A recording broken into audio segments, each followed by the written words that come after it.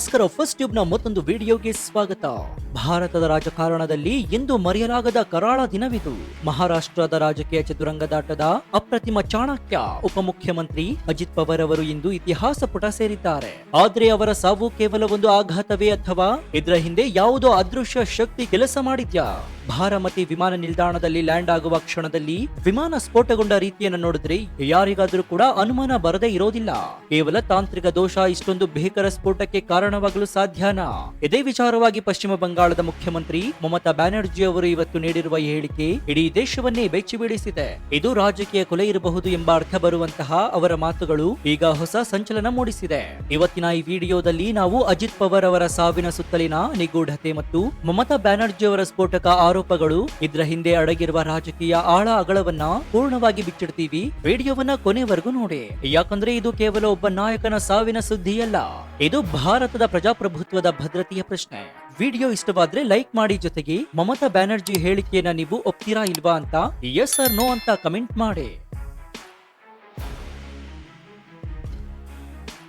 ಮಹಾರಾಷ್ಟ್ರದ ಉಪಮುಖ್ಯಮಂತ್ರಿ ಅಜಿತ್ ಪವಾರ್ ಅವರು ಹೊರಟಿದ್ರು. ಮಹಾರಾಷ್ಟ್ರದ ಸ್ಥಳೀಯ ಸಂಸ್ಥೆಗಳ ಚುನಾವಣೆ ಹತ್ತಿರವಿರುವ ಕಾರಣ ಪ್ರಚಾರದ ಭರಾಟೆಯಲ್ಲಿದ್ದ ಅವರು ಪುಣೆಯತ್ತ ಪ್ರಯಾಣವನ್ನ ಬೆಳೆಸ್ತಾರೆ. ಅವರು ಪ್ರಯಾಣಿಸ್ತಾ ಇದ್ದ ವಿಮಾನ ಅತ್ಯಾಧುನಿಕ ತಂತ್ರಜ್ಞಾನವನ್ನ ಕೂಡ ಹೊಂದಿತ್ತು. ಅಷ್ಟು ವೇಗವಾಗಿ ಚಲಿಸಬಲ್ಲ, ಅಷ್ಟು ಸುರಕ್ಷಿತ ಎನ್ನಲಾಗುವ ವಿಮಾನ ಬಾರಾಮತಿ ರನ್ವೇ ತಲುಪಿದಾಗ ಏನಾಯ್ತು? ಪ್ರತ್ಯಕ್ಷದರ್ಶಿಗಳ ಪ್ರಕಾರ ವಿಮಾನ ಸರಿಯಾಗಿಯೇ ಲ್ಯಾಂಡ್ ಆಗ್ತಾ ಇತ್ತು.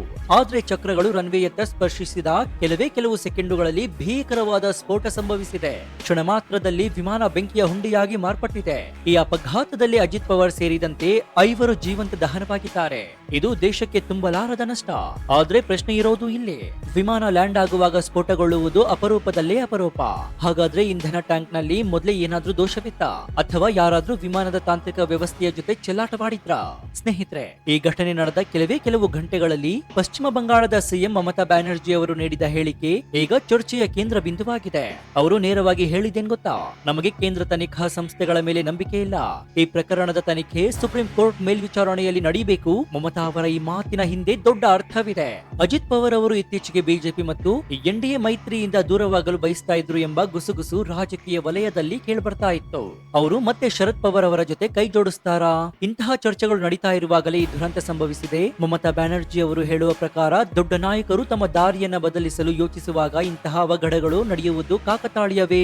ರಾಜಕೀಯ ನಾಯಕರಿಗೂ ಈ ದೇಶದಲ್ಲಿ ಭದ್ರತೆ ಇಲ್ಲದಂತಾಯ್ತಾ ಎಂಬಂತಹ ಪ್ರಶ್ನೆ ಈಗ ಎಲ್ಲರನ್ನ ಕಾಡ್ತಾ ಇದೆ. ಯಾಕಂದ್ರೆ ಅಜಿತ್ ಪವಾರ್ ಅಂದ್ರೆ ಅವರು ಕೇವಲ ನಾಯಕರಲ್ಲ, ಅವರು ಮಹಾರಾಷ್ಟ್ರದ ರಾಜಕಾರಣದ ಪವರ್ ಹೌಸ್ ಆಗಿದ್ರು. ದಶಕಗಳ ಕಾಲ ಶರದ್ ಪವಾರ್ ಅವರ ನೆರಳಿನಲ್ಲಿ ಬೆಳೆದ್ರು ಕೂಡ ತಮ್ಮದೇ ಆದ ಪ್ರತ್ಯೇಕ ಅಸ್ತಿತ್ವ ಕಂಡುಕೊಂಡವರು. ಆದ್ರೆ ಇತ್ತೀಚಿನ ವರ್ಷಗಳಲ್ಲಿ ಅವರು ತೆಗೆದುಕೊಂಡ ನಿರ್ಧಾರಗಳು ದೇಶದ ರಾಜಕಾರಣವನ್ನೇ ಬದಲಿಸಿದ್ವು. ಮುಂಜಾನೆ ಅವಧಿಯಲ್ಲಿ ರಾಜಭವನಕ್ಕೆ ಹೋಗಿ ಪ್ರಮಾಣ ವಚನ ಸ್ವೀಕರಿಸುವಾಗಲೇ ಅಥವಾ ಎನ್ಸಿಪಿ ಪಕ್ಷವನ್ನ ಇಬ್ಬಾಗ ಮಾಡಿ ಸರ್ಕಾರ ಸೇರಿದ್ದಾಗಲೇ ಅಜಿತ್ ಪವಾರ್ ಸದಾ ಸುದ್ದಿಯಲ್ಲಿದ್ದವರು. ಆದ್ರೆ ಕಳೆದ 1 ತಿಂಗಳಿನಿಂದ ಅವರ ನಡೆ ಬಹಳ ನಿಗೂಢವಾಗಿತ್ತು. ಸೋಷಿಯಲ್ ಮೀಡಿಯಾದಲ್ಲಿ ಹರಿದಾಡ್ತಾ ಇದ್ದ ಮಾಹಿತಿಗಳ ಪ್ರಕಾರ ಅಜಿತ್ ಪವಾರ್ ಅವರು ಪ್ರಸ್ತುತ ಮೈತ್ರಿಕೂಟದಲ್ಲಿ ಅಸಮಾಧಾನ ಹೊಂದಿದ್ರು. ಅವರು ಮತ್ತೆ ತಮ್ಮ ಚಿಕ್ಕಪ್ಪ ಶರದ್ ಪವಾರ್ ಅವರ ಸನಿಹಕ್ಕೆ ಹೋಗಲು ಪ್ರಯತ್ನಿಸ್ತಾ ಇದ್ರು ಎಂಬಂತಹ ಸುದ್ದಿಗಳಿದ್ವು. ಮಹಾರಾಷ್ಟ್ರದ ಸ್ಥಳೀಯ ಸಂಸ್ಥೆಗಳ ಚುನಾವಣೆ ಸಂದರ್ಭದಲ್ಲಿ ಅಜಿತ್ ಪವಾರ್ ಅವರು ತೆಗೆದುಕೊಳ್ಳುವಂತಹ ಒಂದು ನಿರ್ಧಾರ ಇಡೀ ರಾಜ್ಯದ ಭವಿಷ್ಯವನ್ನೇ ಬದಲಿಸಬಲ್ಲ ಶಕ್ತಿ ಹೊಂದಿತ್ತು.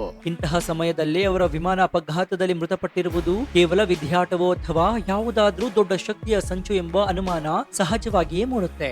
ಇನ್ನು ಪಶ್ಚಿಮ ಬಂಗಾಳದ ಸಿಎಂ ಮಮತಾ ಬ್ಯಾನರ್ಜಿ ಸುಮ್ಮನೆ ಇಂತಹ ಆರೋಪವನ್ನ ಮಾಡುವವರಲ್ಲ. ಅವರು ಎತ್ತಿರುವ 3 ಪ್ರಶ್ನೆಗಳು ಇಡೀ ರಾಜ್ಯವನ್ನೇ ಚಿಂತೆಗೀಡುವಾಗುವಂತೆ ಮಾಡಿದೆ. ಅದರಲ್ಲಿ ಮೊದಲನೇದಾಗಿ, ಬಾರಾಮತಿ ರನ್ವೇಯಲ್ಲಿ ಸುರಕ್ಷಿತ ಕ್ರಮಗಳು ಹೇಗಿದ್ವು? ಎರಡನೆಯದಾಗಿ, ವಿಮಾನ ಲ್ಯಾಂಡ್ ಆಗುವ ಸಮಯದಲ್ಲಿ ಸ್ಫೋಟಗೊಳ್ಳಲು ಸಾಧ್ಯವಾ? ಸಾಮಾನ್ಯವಾಗಿ ಇಂಧನ ಸೋರಿಕೆ ಇದ್ರೂ ಕೂಡ ವಿಮಾನ ನಿಲ್ಲುವವರೆಗೆ ಸ್ಫೋಟ ಸಂಭವಿಸುವುದು ವಿರಳ.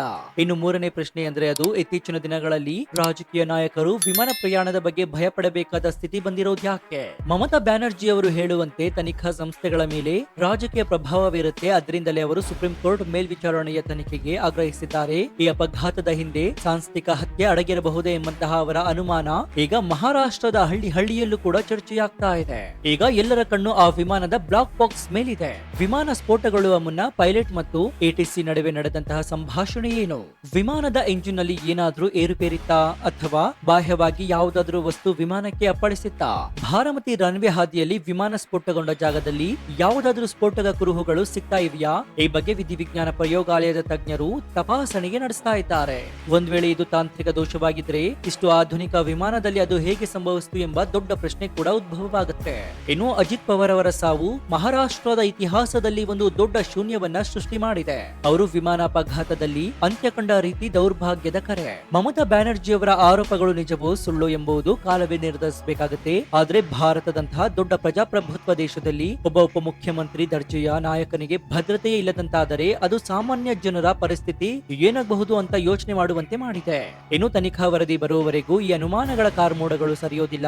ಜೊತೆಗೆ ಅಜಿತ್ ಪವಾರ್ ಅವರು ಚುನಾವಣೆ ಪ್ರಚಾರಕ್ಕೆ ಹೊರಟಿದ್ದ ಸಮಯದಲ್ಲೇ ಘೋರ ದುರಂತ ಸಂಭವಿಸಿದ್ದು ಹಲವು ಚರ್ಚೆಗಳಿಗೆ ಗ್ರಾಸ ಮಾಡಿದೆ. ನಿಮ್ಗೆಲ್ಲ ಗೊತ್ತಿರೋ ಹಾಗೆ ಮಹಾರಾಷ್ಟ್ರ ರಾಜ್ಯದಲ್ಲಿ ಇದೀಗ ಸ್ಥಳೀಯ ಸಂಸ್ಥೆಗಳ ಚುನಾವಣೆ ನಡೀಬೇಕಾಗಿತ್ತು. ಚುನಾವಣೆಗಾಗಿ ಪ್ರಚಾರ ಮಾಡಲು ಎನ್ಸಿಪಿ ನಾಯಕ ಮತ್ತು ಮಹಾರಾಷ್ಟ್ರದ ಉಪಮುಖ್ಯಮಂತ್ರಿ ಅಜಿತ್ ಪವಾರ್ ಅವರು ಪ್ರಯಾಣ ಮಾಡ್ತಾ ಇದ್ರು ಎನ್ನಲಾಗ್ತಾ ಇದೆ. ಅಜಿತ್ ಪವಾರ್ ಮಂಗಳವಾರ ಮುಂಬೈನಲ್ಲಿ ನಡೆದಂತಹ ಸಚಿವ ಸಂಪುಟ ಸಭೆಯಲ್ಲೂ ಕೂಡ ಭಾಗಿಯಾಗಿದ್ರು. ಆದ್ರೆ ಮಂಗಳವಾರ ಮುಂಬೈನಲ್ಲಿ ನಡೆದಂತಹ ಸಚಿವ ಸಂಪುಟ ಸಭೆಯ ನಂತರ ಇವತ್ತು ಬೆಳಗ್ಗೆ ಮುಂಬೈ ನಗರದಿಂದ ಪುಣೆ ಕಡೆಗೆ ಅವರು ಪ್ರಯಾಣವನ್ನ ಬೆಳೆಸಿದ್ರು. ಆದ್ರೆ ಹೀಗೆ ಭಾರಮತಿ ವಿಮಾನ ನಿಲ್ದಾಣದಲ್ಲಿ ಲ್ಯಾಂಡ್ ಆಗುವಾಗ ಅಜಿತ್ ಪವಾರ್ ಅವರು ಇದ್ದಂತಹ ವಿಮಾನ ರನ್ವೇ ಹಾದಿಯಲ್ಲೇ ಸ್ಫೋಟಗೊಂಡಿದೆ. ಈ ಭೀಕರ ವಿಮಾನ ದುರಂತದ ಬಗ್ಗೆ ಪಶ್ಚಿಮ ಬಂಗಾಳದ ಮುಖ್ಯಮಂತ್ರಿ ಈಗ ಅನುಮಾನವನ್ನ ವ್ಯಕ್ತಪಡಿಸಿದ್ದಾರೆ. ಈಗಾಗಲೇ ಈ ಬಗ್ಗೆ ನಾವು ಹೇಳಿದ್ದೇವೆ. ಮಹಾರಾಷ್ಟ್ರದ ಡಿಸಿಎಂ ಅಜಿತ್ ಪವಾರ್ ಸಾವಿಗೆ ಕಾರಣ ಆಗಿರುವುದು ಭಾರಮತಿ ವಿಮಾನ ನಿಲ್ದಾಣದಲ್ಲಿ ನಡೆದ ಘಟನೆ ಸುಪ್ರೀಂ ಕೋರ್ಟ್ ಮೇಲ್ವಿಚಾರಣೆಯಲ್ಲಿ ತನಿಖೆಯಾಗಬೇಕು ಅಂತ ಮಮತಾ ಬ್ಯಾನರ್ಜಿ ಅವರು ಆಗ್ರಹಿಸ್ತಾ ಇದ್ದಾರೆ. ಇದು ದೇಶದ ರಾಜಕೀಯ ನಾಯಕರ ಸುರಕ್ಷತೆಯ ಪ್ರಶ್ನೆ ಮತ್ತು ಅಕ್ರಮದ ಸಾಧ್ಯತೆ ಸೂಚಿಸ್ತಾ ಇದೆ ಅಂತ ಗಂಭೀರ ಆರೋಪವನ್ನ ಪಶ್ಚಿಮ ಬಂಗಾಳದ ಮುಖ್ಯಮಂತ್ರಿ ಮಮತಾ ಬ್ಯಾನರ್ಜಿ ಅವರು ಮಾಡಿದ್ದಾರೆ. ಇನ್ನು ಪವಾರ್ ಅವರ ಸಾವಿನ ಸುದ್ದಿಯಿಂದ ನಾನು ಆಘಾತಕ್ಕೆ ಒಳಗಾಗಿದ್ದೀನಿ ಅಂತ ಬೇಸರವನ್ನು ಹೊರಹಾಕಿರುವ ಮಮತಾ ಬ್ಯಾನರ್ಜಿ ಈ ಘಟನೆಯನ್ನ ರಾಷ್ಟ್ರಕ್ಕೆ ಗಂಭೀರ ನಷ್ಟ ಎಂದಿದ್ದಾರೆ. ಇದಷ್ಟೇ ಅಲ್ಲದೆ ರಾಜಕೀಯ ನಾಯಕರಿಗೂ ಸುರಕ್ಷತೆ ಮತ್ತು ಭದ್ರತೆ ಇಲ್ಲ ಅಂತ ಆಕ್ರೋಶವನ್ನ ಹೊರಹಾಕಿದ್ದಾರೆ. ಇದೇ ಸಮಯದಲ್ಲಿ ಇವರು ಮತ್ತೊಂದು ಆರೋಪವನ್ನು ಮಾಡಿರುವಂತಹ ಮಮತಾ ಬ್ಯಾನರ್ಜಿ ಅವರು ಅಜಿತ್ ಪವಾರ್ ಅವರು ಬಿಜೆಪಿ ತೊರೆಯಲು ಯೋಚಿಸ್ತಾ ಇದ್ದಾರೆ ಎಂದು ಸೂಚಿಸುವ ಸೋಷಿಯಲ್ ಮೀಡಿಯಾ ಪೋಸ್ಟರ್ಗಳು ಇತ್ತೀಚೆಗೆ ವೈರಲ್ ಆಗಿದ್ವು ಅಂತ ಉಲ್ಲೇಖಿಸಿದ್ದಾರೆ. ಈ ಮೂಲಕ ಅಜಿತ್ ಪವಾರ್ ಸಾವಿನ ವಿಚಾರ ಕೂಡ ರಾಜಕೀಯ ರೂಪುರೇಷೆಯನ್ನು ಪಡೆದುಕೊಳ್ತಾ ಇದೆ. ಮತ್ತೊಂದು ಕಡೆ ನಮಗೆ ಸುಪ್ರೀಂ ಕೋರ್ಟ್ ನಲ್ಲಿ ಮಾತ್ರ ನಂಬಿಕೆ ಇದ್ದು ಬೇರೆ ಯಾವುದೇ ಸಂಸ್ಥೆಯ ಮೇಲೆ ಇಲ್ಲ ಅಂತ ಹೇಳಿದ್ದ ಮಮತಾ ಬ್ಯಾನರ್ಜಿ ಅವರು ಸುಪ್ರೀಂ ಕೋರ್ಟ್ ಈ ಬಗ್ಗೆ ತನಿಖೆಯನ್ನು ನಡೆಸಬೇಕು ಅಂತ ಆಗ್ರಹ ಮಾಡಿದ್ದಾರೆ. ಸದ್ಯ ಮಮತಾ ಬ್ಯಾನರ್ಜಿ ಅವರು ಮಾಡಿರುವ ಆರೋಪಗಳು ಇದೀಗ ಮಹಾರಾಷ್ಟ್ರದ ಉಪಮುಖ್ಯಮಂತ್ರಿ ಅಜಿತ್ ಪವಾರ್ ವಿಮಾನ ಅಪಘಾತಕ್ಕೆ ಭಾರಿ ದೊಡ್ಡ ತಿರುವನ್ನ ನೀಡ್ತಾ ಇದೆ. ಸೊ ಈ ಬಗ್ಗೆ ನಿಮ್ಮ ಅಭಿಪ್ರಾಯ ಏನು ಅಂತ ಕಮೆಂಟ್ ಮಾಡಿ ಹಾಗೂ ವಿಡಿಯೋಗೆ ಲೈಕ್ ಕೊಡಿ. ಜೊತೆಗೆ ನೀವಿನ್ನು ನಮ್ಮ ಚಾನೆಲ್ ಅನ್ನ ಸಬ್ಸ್ಕ್ರೈಬ್ ಮಾಡ್ಕೊಂಡಿಲ್ಲ ಅಂದ್ರೆ ಈ ಕೂಡಲೇ ಸಬ್ಸ್ಕ್ರೈಬ್ ಮಾಡ್ಕೊಂಡು ಪಕ್ಕದಲ್ಲಿರುವಂತಹ ಬೆಲ್ ಐಕಾನ್ ಅನ್ನು ಪ್ರೆಸ್ ಮಾಡಿ. ಇದರಿಂದ ನಾವು ಹಾಕುವ ಹೊಸ ವಿಡಿಯೋಗಳ ನೋಟಿಫಿಕೇಶನ್ ಮೊದಲು ನಿಮಗೆ ಸಿಗುತ್ತೆ. ಇನ್ನು ನಮ್ಮ ಚಾನೆಲ್ ನಲ್ಲಿ ಇಂತಹ ಅನೇಕ ಕುತೂಹಲಕಾರಿ ವಿಡಿಯೋಗಳು ಇವೆ, ಅವುಗಳನ್ನು ನೋಡಿ ಪ್ರೋತ್ಸಾಹಿಸಿ. ಇದಾಗಿತ್ತು ಈ ಕ್ಷಣದ ವಿಶೇಷ. ನೋಡ್ತಾ ಇರಿ ಫಸ್ಟ್ ಟ್ಯೂಬ್ ಕನ್ನಡ. ಧನ್ಯವಾದ.